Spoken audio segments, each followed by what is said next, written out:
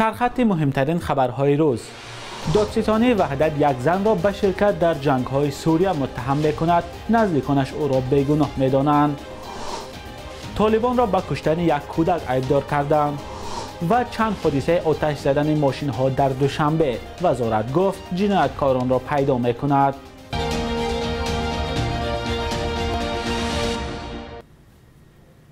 درود بیننده عزیز آزاده، من مولا رجب یوسفی دوام 10 دقیقه دیگر شما را در برنامه نوید بامدادی همراهی میکنم. در تاجیکستان زنی را محاکمه میکنند که چند ماه پیش از زندان پل چرخی افغانستان آوردند. عالمه کمالوی 31 ساله به اشتراک در جنگ‌های بیگانه گمانبر است، اما پیوندانش باور دارند که او در هیچ گونه درگیری اشتراک نکرده قربانی خواست‌های شوهرش شده است. مرافعه زن در دادگاه شهر وحدت کنار دوشنبه ادامه دارد. دادستان روز 29 سپتامبر به او 15 سال زندان طلب کرد. سلیمان کمالوف برادر عالمه کمالوف به رادیوی آزادی گفت که خواهرش بیش از 1 سال در زندان افغانستان بود و با امید عفو به مقامات مراجعت کرد، ولی حالا با مهلت دراز زندان روبرو است. دادستان گفته است او در جنگ‌های عراق و سوریه اشتراک داشت و باید جزا بگیرد. پیوندانش گفتند عالمه کمال و سال 2015 همراه شوهرش اول به روسیه و از آنجا به سوریه رفته بود. به قبل آنها دقیق نیست که پس از کشته شدن شوهرش عالمه در کدام شرایط از خاورمیانه به کشور همسایه تاجیکستان آمد و چگونه به زندان پل چرخی افتاد. مسئولین دادگاه شهر وحدت گفتند امروز 30 سپتامبر سخن آخرین عالمه کمالوف را شنیده بعداً دادگاه حکم خود را صادر میکند. عالمه کمالوف ماه ینوری سال گذشته با نوشتن نامه از مقامات تاجیکستان برای آزادیش از زندان پل چرخی افغانستان یاری خواسته بود. عالمه کمالوف از جمله 10 زن تاجیک است که پس از ظهور گروه تندروی دولت اسلامی یا داعش همراه شوهر و کودکان خود به سوریه و عراق رفتند. بنا به گزارش‌ها جنگجویان طالبان در ولایت تخار یک کودک را برای آنکه گمان می‌رود پدرش عضو جبهه مقاومت ملی افغانستان است به قتل رساندند. پنچر ابزرور رسانه مستقله که وضع در پنچر و گوشه‌های دیگری افغانستان را بازتاب می‌دهد در این باره روز 29 سپتامبر در توییتر خبر داد. این حادثه بیانگر برخورد سخت طالبان به افغان‌ها است که ضد این گروه تندرو صدا بلند می‌کنند. این گروه پس از اشغال منطقه‌های افغانستان سعی دارد به جهانیان خود را معتدل نشان دهد تا اعتماد بین المللی را به دست آورد. کارشناسان میگویند حادثه‌های اخیر دلیل آنند که گروه طالبان با تفکر افراطگرای و خشونتبار برگشته است. طالبان از سال 1996 تا 2001 حاکم افغانستان بود و تنها در پی حمله‌های نیروهای آمریکایی و بین المللی سرنگون شد. حکومت طالبان را که امارت اسلامی مینامند در آغاز ماه سپتامبر امسال تشکیل شد، اما تاکنون هیچ کشور آن را به رسمیت نشناخته است.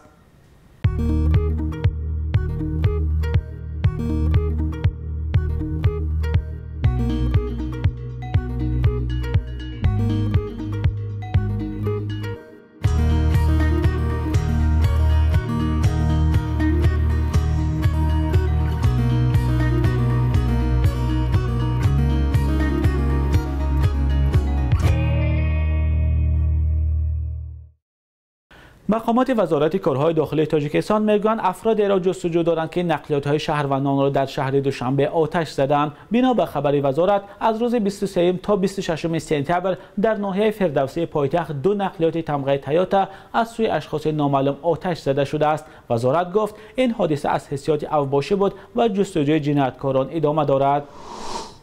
در ازبکستان اجازه داده شده است که کودکان تا 12 ساله با واکسینه فایزر ضد کرونا ویروس یا کووید 19 ام کرده شوند.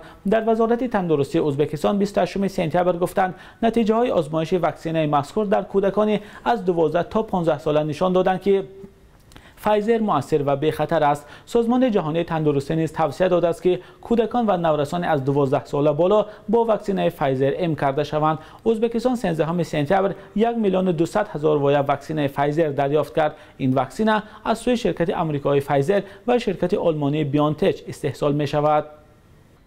آسان و دسترس خبرهای نو را از کانال تلگرامی رادیو آزادی دسترس کنید.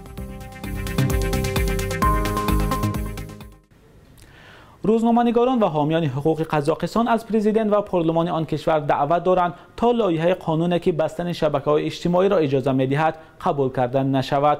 مؤلفان مراجعتنامه که توسط سامانه عوض.org امضا جمع آوری می‌کنند می‌گویند که لایحه مذکور برای تعقیب نظارت اینترنت و جاری کردن سنزور در قزاقستان روانه شده است. پارلمان قزاقستان 15 سپتامبر لایحه قانون را در قرائت اول قبول کرد که مالکان آنلاین پلتفرم‌ها را وظیفه‌دار می‌کند تا خود و بخش‌هایشان را در آن کشور به قید بگیرند. در صورت خودداری از ثبت نام، قانون اجازه می‌دهد که پلتفرم‌ها در قزاقستان بسته شوند.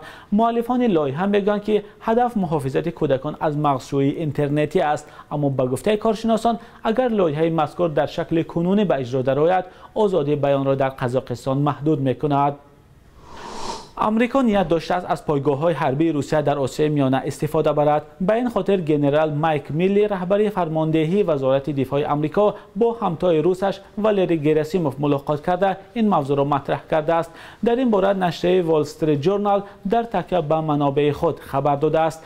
گراسیموف در این بابت به همتای آمریکایی خود هیچ وعده انیق نداده است. ملاقات این دو نظامی در فنلاند هفته گذشته دایر شده بود، اما جزئیات این دیدار حالا رسانه‌ای می شود.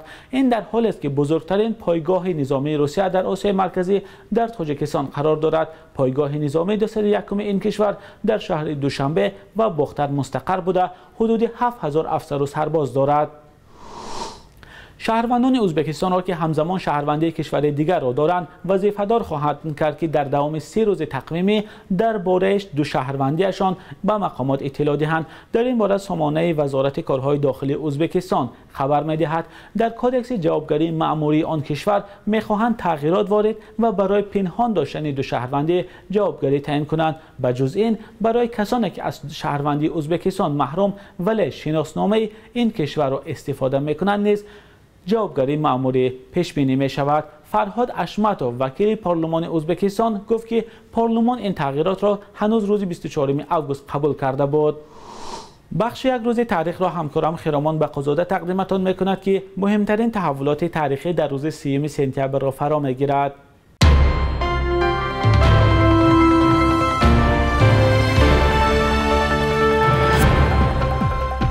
30 سپتامبر سال 1997 مقامات از ختمی جریان بازگردان فراریان جنگ داخلی تاجیکستان از افغانستان خبر دادند. حساب‌های سازمان ملل متحد میگوید در سالهای جنگ تاجیکستان حدوداً 50,000 شهروندان تاجیکستان از رودخانه 5 عبور کرده در قلمروهای شمال افغانستان پناه یافتند. بازگردان آنها که اساساً از ساکنان جنوب و شرق تاجیکستان بودند چند سال ادامه کرد. در تاجیکستان 30 سپتامبر روزی مولانای رومی است. جلال الدین رومی متفکری بزرگ سال 1207 در حدودهای امروزه تاجیکستان به دنیا آمده یک شاعر و دانشمند سطحی جهانی شد. یکی از معروفترین کارهایش مثنوی معنوی اثری منظوم فلسفی و عرفانی است که در حدود تاجیکستان تنها بعد کسب استقلالیت روی چاپ را دید.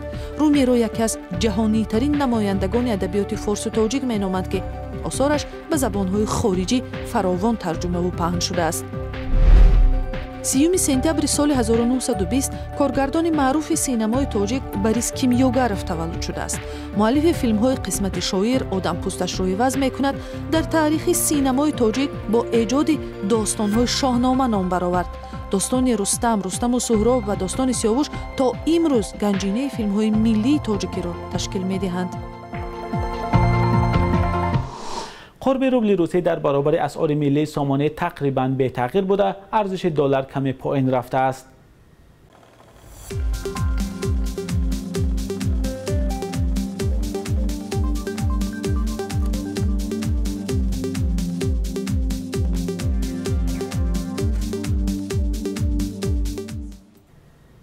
بیننده عزیز، برنامه نوید بامدادی بود که با آخرین خبرهای تاجیکستان و جهان تقدیم شما شد. تشکر که تا آخر برنامه ما را همراهی کردید.